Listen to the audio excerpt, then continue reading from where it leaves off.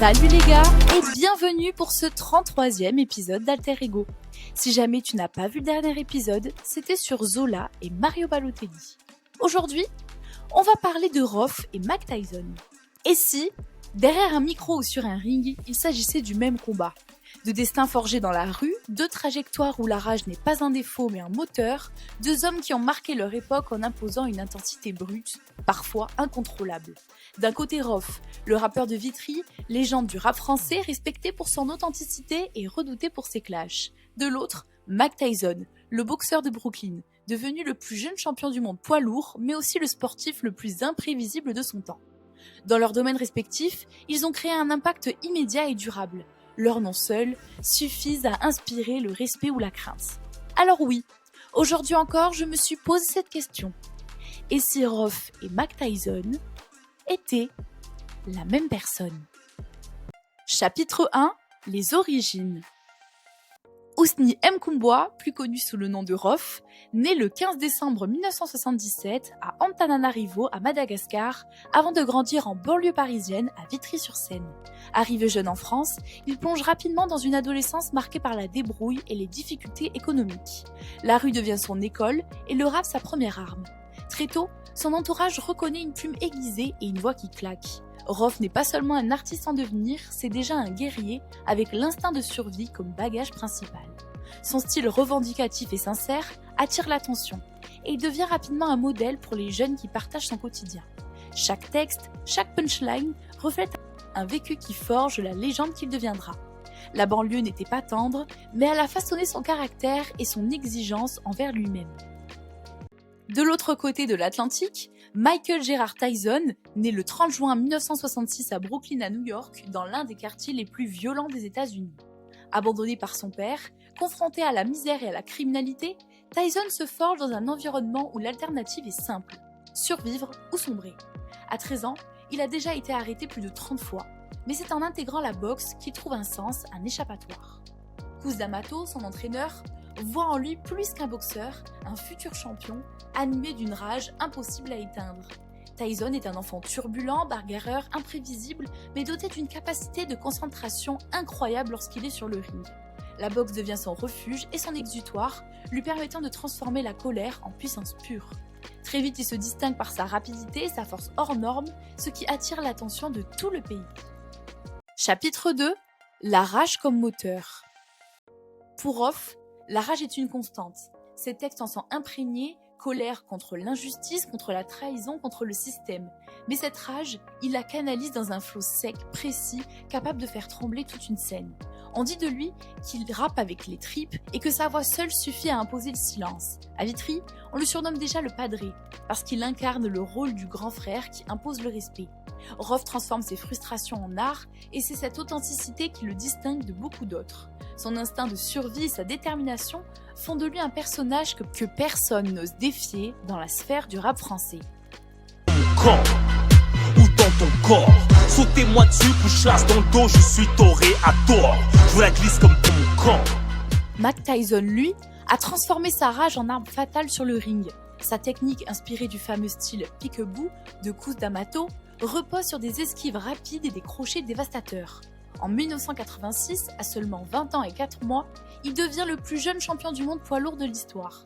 Sa fureur animale, son regard intimidant et sa brutalité en font un combattant presque effrayant. Tyson ne laisse aucun répit à ses adversaires, les dominant mentalement avant même que le combat ne commence. Sa réputation de destructeur et de guerrier féroce se propage bien au-delà des rings, inspirant crainte et respect. Même dans ses défaites, il reste un symbole de puissance et de résilience, un modèle pour ceux qui cherchent à transformer la rage en réussite. Chapitre 3, un style unique, impossible à copier. Roth a un flow qui ne ressemble à aucun autre. Tranchant, technique, mais aussi viscéral. Ses morceaux comme La Puissance, Testament ou Qui est l'exemple sont devenus des classiques, marqués par une intensité qu'aucun imitateur n'a jamais pu reproduire. Son style, c'est la rue sublimée, un mélange de brutalité et de lucidité. Il jongle avec les mots, comme un boxeur avec ses coups, frappant là où ça fait mal. Chaque punchline semble calibrée pour marquer l'auditeur et imposer le respect. Son univers est sombre mais fascinant, captivant son public dès la première mesure. Roth a ce talent rare de transformer ses blessures en forme artistique. Il ne suit jamais la mode, il l'a créée. Des rafales de claques. Même absent, je retourne le parc. Jésus reviendra, Didi la remettra en flag. Tyson, lui, n'était pas seulement un boxeur puissant. Il avait un style unique, compact, rapide, explosif. Là où la plupart des poids lourds misaient sur la taille et la patience, Tyson imposait la peur dès la première seconde. Beaucoup de ses combats étaient terminés avant même le premier round, parce que ses adversaires étaient mentalement déjà abattus. Son approche du ring est devenue légendaire. Attaque fulgurante, esquive parfaite, KO rapide. Tyson est devenu un modèle pour tous les boxeurs qui cherchent à combiner technique et intimidation. La puissance n'était pas brute, elle était intelligente, calibrée pour écraser l'adversaire psychologiquement et physiquement. Chapitre 4. Des carrières faites de triomphes et de polémiques. Roth a connu des sommets impressionnants, des albums qui ont marqué l'histoire, des ventes massives, des tournées monumentales.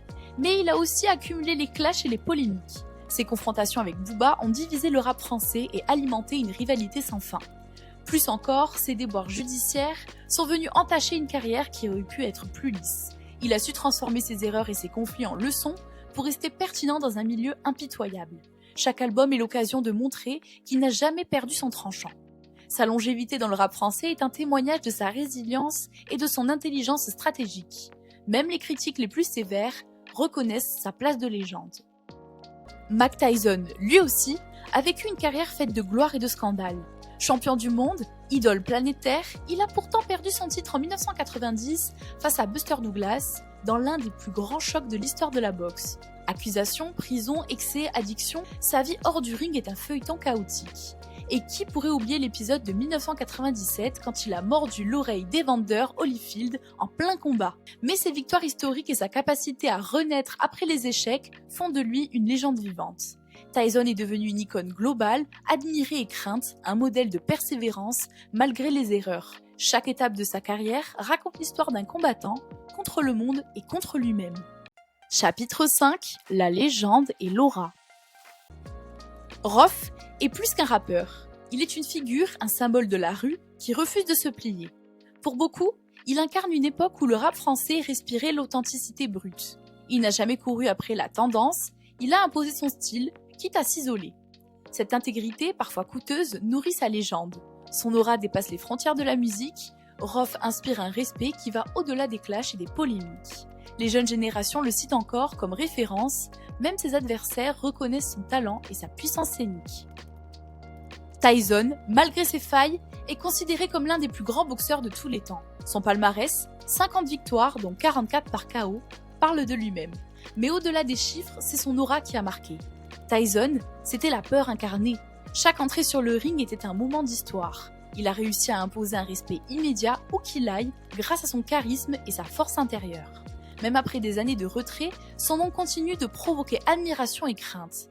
Tyson a marqué la culture populaire autant que la boxe, devenant un symbole universel. Son énergie et sa puissance transcendent les générations et les disciplines. Chapitre 6. 2 survivants, 2 héritages. Aujourd'hui, Roth continue d'écrire son histoire. Même après plus de 25 ans de carrière, il reste une voix respectée, un artiste que ses fans défendront toujours bec et ongles. Son héritage est celui d'un rap sans compromis, forgé dans la rue et resté fidèle à ses valeurs. Il a traversé les polémiques, les épreuves personnelles et les changements du rap français sans jamais trahir sa vision. Chaque album, chaque concert, chaque punchline montre qu'il reste un guerrier invaincu dans son domaine. Sa longévité est une preuve de sa résilience et de sa capacité à s'adapter sans renier ses racines. Roth incarne la persévérance, la maîtrise de son art et le respect acquis à force de travail et de courage. Mike Tyson, quant à lui, a su renaître après ses chutes. Devenu acteur, conférencier, même podcasteur, il est aujourd'hui une figure respectée de la pop culture. L'homme qui faisait peur est devenu un sage. Mais son héritage reste celui d'un guerrier qui n'a jamais reculé. Il a transformé ses erreurs et ses excès en leçons pour les nouvelles générations. Tyson est la preuve vivante qu'on peut tomber, se relever et imposer de nouveau son empreinte dans le monde. Son influence dépasse le sport, il inspire autant par sa puissance que par sa résilience. En conclusion, en fin de compte, Roth et Tyson partagent la même essence. Des survivants, des légendes forgées dans le feu, imparfaits mais inoubliables. Il montre que la puissance ne se mesure pas seulement en chiffres ou en ventes, mais en intensité, en courage et en authenticité. Deux alter-ego qui, malgré la distance et les disciplines, auraient pu être la même personne, guidés par la même rage et le même instinct de survie. Leur héritage résonne comme un exemple de ténacité, de force et de légende intemporelle. J'espère que cette vidéo t'a plu. N'hésite pas à me donner ton avis en commentaire.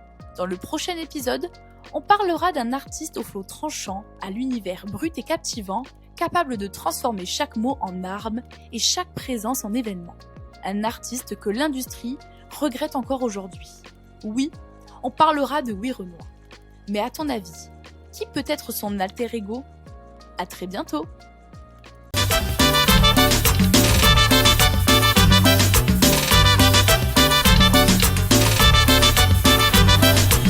Lástima me ha dado al verla deambulando por el centro.